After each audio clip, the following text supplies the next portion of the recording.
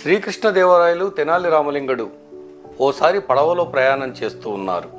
శ్రీకృష్ణదేవరాయలకు ఎంతో ఇష్టమైన పెంపుడు కుక్కను కూడా అందులో తెచ్చుకున్నాడు. ఆ పెంపుడు కుక్క నది మధ్యలోకి వెళ్ళిన తర్వాత పదే పదే అరుస్తూ పడవ మొత్తం తిరుగుతూ గోల గోల చేస్తూ ఉంది.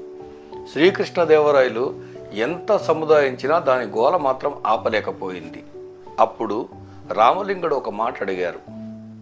అయ్యా, తమరు అనుమతిస్తే నేను ఒక్క క్షణంలో ఈ కుక్క గోలను ఆపేస్తాను అన్నాడు.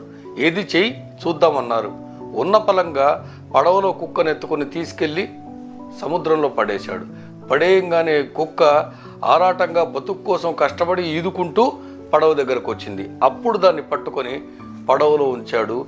కుక్క కిక్కురు మనకుండా ఓ మూలకెళ్ళి నక్కి కూర్చుంది. అలాగే మన పిల్లలకు కూడా ఎన్ని సుఖాలు సౌకర్యాలు కల్పించినా వాటి విలువ వాళ్లకు అర్థం కాదు. అందుకే కష్టం తెలియకుండా పిల్లలకు పెంచకూడదు.